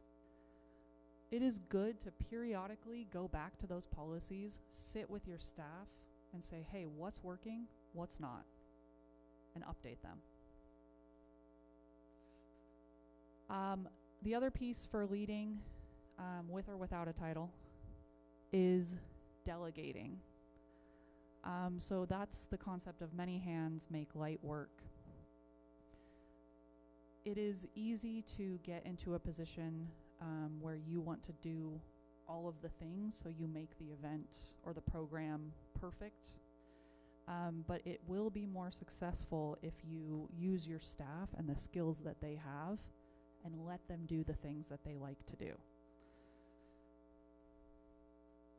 Another suggestion is beyond staff, if you're really limited on staff, which we often are at the libraries I work at, find leaders in your community who you can tag in and say, hey, come help, do your program here. A lot of people in your community probably want to be involved in your library in this way and would be really happy to help if you just ask them. This delegating work allows you to take a small program and make it a lot bigger. When I was starting out with public libraries, I would organize small Comic-Cons, and when I started delegating work to community leaders who wanted to get involved, it was able to grow and become a Comic-Con where, you know, more than 1,000 people came, which was really gratifying, and I could not have done it by myself. So take a look at what programs that you have in your library that already have a lot of success. Maybe a lot of people show up, or there's a lot of good feedback from the event, and see if you can scale it. So, hey, can we make this bigger, or can we do this more regularly? What's working about it, and can I make it more? And then also look at your existing programs that have success and think about community organizations that you could partner with to make them even more successful. So that way your programs are always changing and growing, and they don't get stagnant. And then the last piece for my advice for leadership is having a service mindset, this concept of leading from below. Having the customer service mentality for your users, but also your staff, I think gets buy-in from everyone and allows staff morale to improve. One thing that's helpful is if you're a leader in your library, you're probably really busy. That's very typical. Most of us librarians are very busy. So communicating and taking the time to tell your staff, hey, this is what I'm doing, and this is why I'm doing it, or this is why I'm asking you to do this thing. I find that to be really valuable, and it changes the way that people respond to the work they're being asked to do. The other thing is to, when you mess up, just apologize. Maybe this isn't a problem in Taiwanese culture, but it is a problem in American culture. We do not like to apologize. So taking the time to say, you know what, that was my mistake, I messed up, I'm sorry, I think it's really valuable, and it's important to hear that from leaders in the library. This other one seems like it should be really easy, giving credit to others. So when something is a success, who in your staff did things to make it a success? I find that culturally we don't do that a lot in America either. So finding and taking the time to say, hey, so-and-so did this, they're amazing because they did that, you know, thank you, is really valuable. And the other thing is just getting your hands dirty. So understanding that sometimes you're going to have to do work that may not be in your job description. If you are a library manager and your staff see you doing that kind of work, I think it makes them feel like you have their back, which is good. When I was starting with my first library job, our cash register just stopped working one day because it was really old. And so I didn't know what to do at all, and my manager brought a new cash register herself and helped us set it up. So that was really helpful. It was helpful to see her doing that kind of work and knowing that she had my back. So I'm going to skip this exercise, but I am going to share with you this story because I think it helps illustrate the issues that we just talked about, the 3 pieces. So this was recently, about a month ago. We had a library patron at the public library where I work,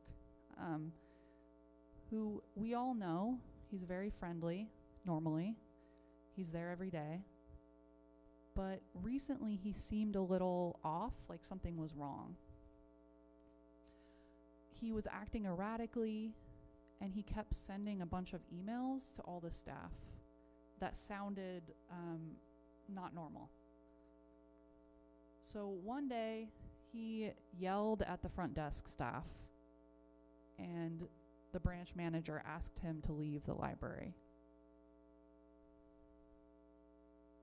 How we handled this involved mistakes. It wasn't perfect, but we were really trying to involve all of the library staff. So we looked at the issue and what happened, where this library patron got upset, acted out, and then was asked to leave.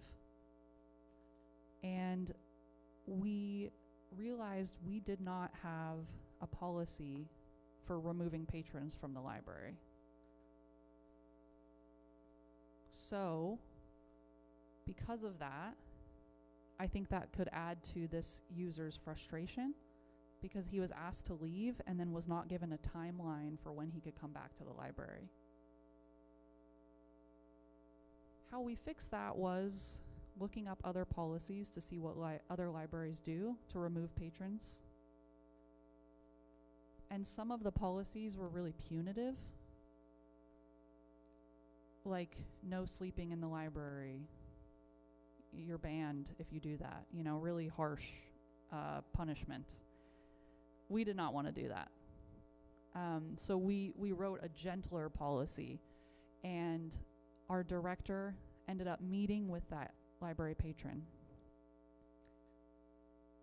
and asking him how we could help. And it turns out that this patron was experiencing homelessness, but was really embarrassed about that and didn't really want to share it, but he did share with the director. And I ended up doing a little research into community resources to help people who are experiencing homelessness. And I gave that information to my director, who then shared it with this patron. And ultimately what ended up happening was an organization that provides housing was able to connect with this user because we made the time and we formed the relationship with this patron. So that's an example of what I call leadership in the library. It doesn't have to have the title. It involved all of us talking about the issue and how we could solve it with empathy. And hopefully going forward, when other issues arise, we can respond similarly with our other users.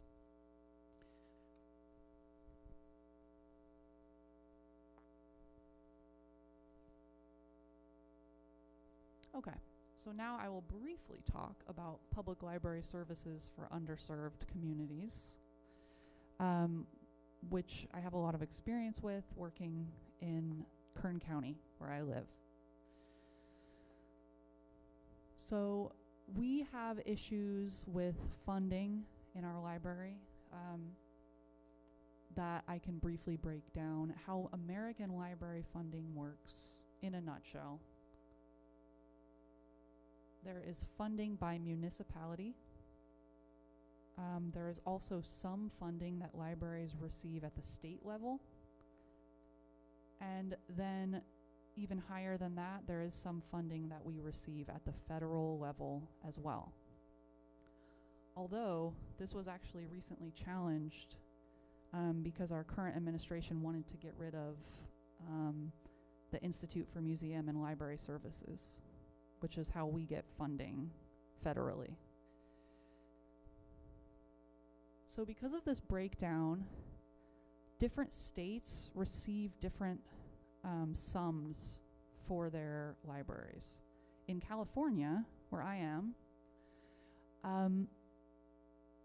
these are from annual surveys of public libraries. So books per resident is 1.4, and the national average is 2 books per resident.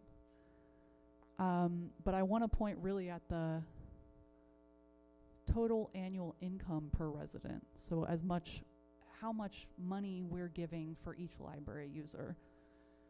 So in California, that's $46 per resident versus $45 is the national average. And the highest, the library that gives the best as far as resources for the library is DC. They get 95, so they're really living large there. But as an average, California may average out to be a little higher than the national average as far as how much money these libraries get. But there is a huge disparity between Silicon Valley libraries, the rich city libraries, and the libraries where I am. So here's another chart, and you can see the orange, the dark orange, that's for those areas get less than $22 per resident for library services. So Bakersfield, right there, that's where I am. That's my city. So I'm right in the middle of an area that does not get a lot for our libraries at all, based on how many people we have. In fact, we are one of the lowest. So the Kern County Library gets about $6.7 per resident for our libraries. In contrast with a more affluent area like Beverly Hills Public Library, where they get $346 per resident. So quite a bit more. The Central Valley, where I live and work, we are the most underfunded libraries, and we're also the highest poverty area in our state. We also have really low literacy rates, so that's another issue. So how do we advocate for increasing library resources when we are in a situation where we don't get a lot of money? And how can that how is that advocacy actually feasible for communities that don't have these resources? So here's our literacy rates, my county's literacy rates. Kern County, you can see, so this dark orange is the bad color. That is for the amount of people, the percentage of people who don't meet literacy standards. And that's just about at 40%. So we are really struggling when it comes to even basic literacy in my county. And it's hard to meet the need when we don't have the money to be able to staff our libraries. So how we looked at this with the Shafter Library and Learning Center, which is the public library that I helped reopen. The Shafter Library and Learning Center was closed during the pandemic. It, at the time, was a branch of the Kern County Library. Because it was closed, residents signed a petition to reopen it. They reached out to their city council members and the county board of supervisors, but the county kept saying no, they wouldn't reopen it. So ultimately what happened was the city of Shafter partnered with Bakersfield College to be able to reopen this library to the community.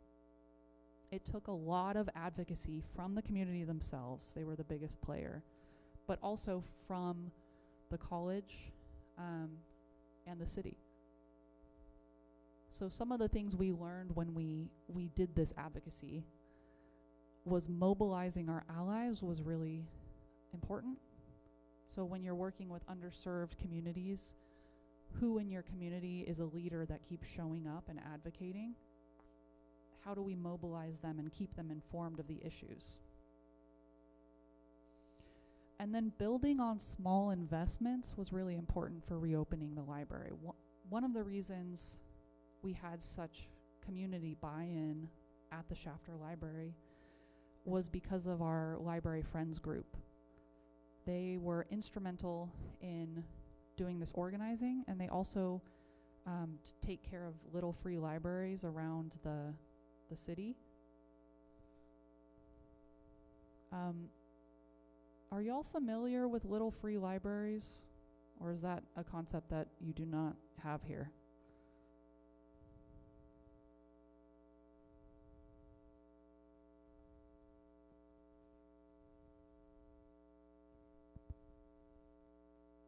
Yes, I think we do have You have smaller and more like remote libraries. Well, but little free libraries are like little, like somebody will have a telephone booth in their yard, and there's like books in there. No? Yes, I think we did. Yeah. Did provide similar services, like book stands. Okay, yeah. Yeah. And just community people can contribute? Yes. So that was really key because our Friends of the Library maintained those and set those up. So that made the community really value the library. And then communicating with stakeholders was also really important. So we had a lot of layers. We had administration for the county. We had the city leadership and the college board of trustees. And so how we made this happen in collaboration was hard and took a lot of communication. Last summer, I was able to participate in this Academic Library Partnership Institute. It was with Ithaca. They have the database JSTOR. They're a library vendor. And we came up with, it was several libraries from around the nation who had developed partnerships between public libraries and academic libraries. And we came up with a framework when we came together for how to establish partnerships in collaboration and how to sustain them, because that was a key concept and problem that came up a lot when we were at this institute. Starting these partnerships between different library organizations, I think for us has been really crucial to band together and provide resources for our community when it comes to library services. But it can be really hard to get that up and running and then keep it going. So currently, the Shafter Library, our partnership with the college, it's a 10-year partnership. And we are in we're starting year 5 of that partnership, so we're right in the middle. And we have to find out how it's sustainable going forward and revisit the contract once we get closer to the end of it. Currently, how we partner to open the library and how we continue to maintain it is that the Shafter Library and Learning Center has staff hired by the city to run the Learning Center and the classes that they offer to children. And then the college provides staff to staff the library. So that's where I come in, and that's how I am involved with that library, is helping reopen it, helping guide the work. And then we have a library staff that's one full-time and one part-time, and that's paid for by the college. And that's it from me for this morning. Does anybody have any questions or comments as we wrap up? That's my email address up there. If you have other questions or want to reach out, I would love it.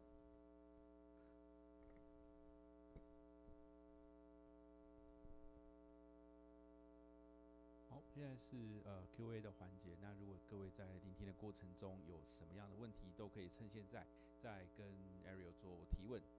一样那用中文没有问题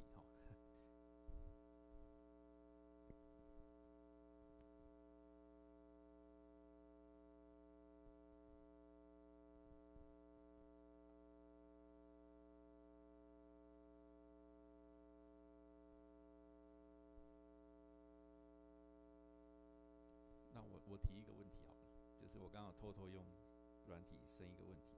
那yeah, all hail the AI technology. Okay. 那就是在关于在资源比较缺乏的地区，在我们台湾的偏乡，其实也有不少的学校和图书馆有类似的环境。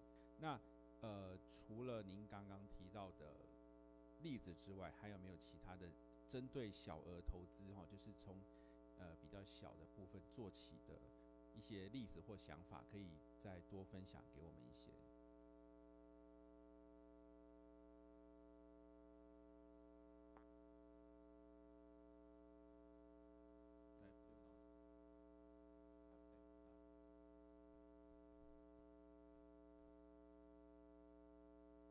？Yeah. So besides how that partnership with the Shafter Library started, an example of a small investment is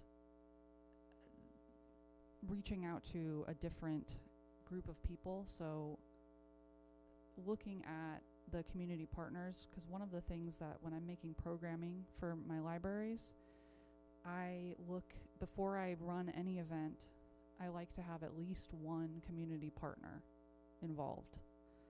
So I don't want it to just be something that's my idea that I'm doing by myself. I want to involve a community organization or a group who's already doing work that might align with the work that I want to do. So an example of that is we recently did a Braille story time at the Shafter Library, and we purchased Braille books from a special vendor. They were library books that had Braille tape on them, so they were essentially multilingual in a way. I am not myself visually impaired, and I'm not in that community, so I wanted to involve organizations that were and that already served people with visual impairments. So we found organizations, Valley Center for the Blind, and they work with people with visual impairments, and they were able to promote the event for us, our Braille story time, and they also provided free books and a guest reader.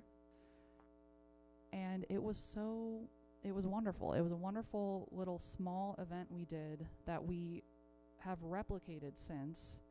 And we saw people at the library who we had never seen before, because I don't think they thought the library was for them.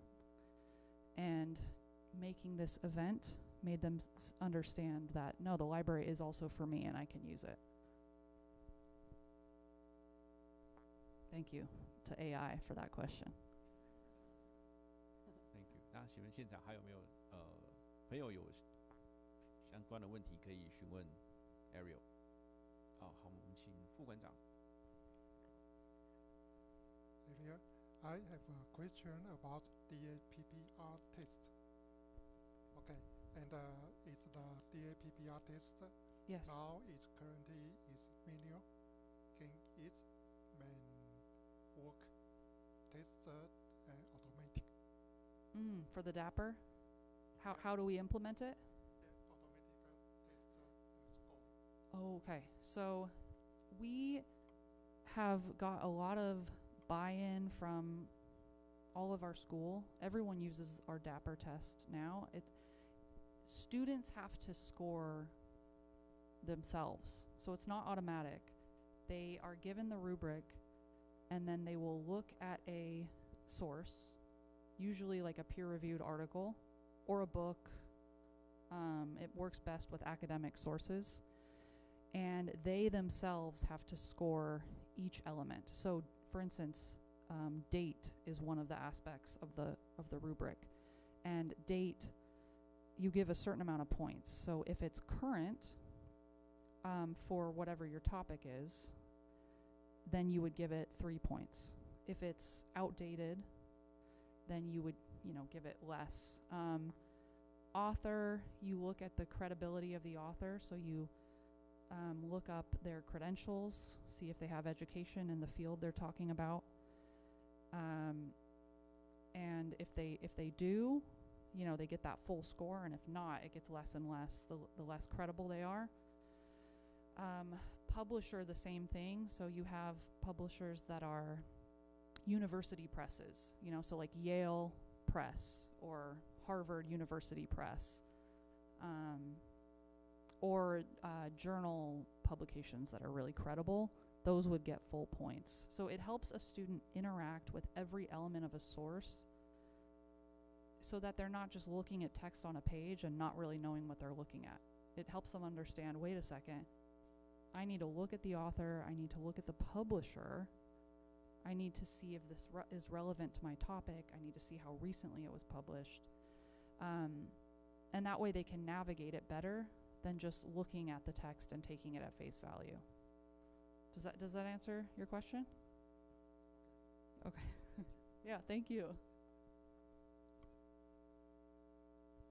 我们感谢副座的问题。好，那请问，如果现场还没有马上的问题的话呢，欢迎参考我们简报里面 Ariel 还有留下email 哈。那另外提及就是今天的课程除了线上直播之外，讲师也同意，就是说我们之后会放在我们图书馆的YouTube 上面频道上面，可以让大家慢慢的回味今天的那个课程。好，那也感谢 Ariel 大方的授权，他提供他的讲义还有那个今天的讲题，可以让大家就是再回味一下这样。OK， 那我们今天上午的论坛呢就到这边，我们先热烈掌声谢谢 Ariel 精彩的分享。Thank you. 那紧接着呢，我们在12点开始到1点半的时间，就是我们午休的时间哈。那请大家跟着工作人员的引导哈，就是到第一会议室，依旧到第一会议室去用餐。那我们1楼外面也有全家跟星巴克，好，大家可以自由的参考享用这样子。好，然后谢谢大家上午的参与。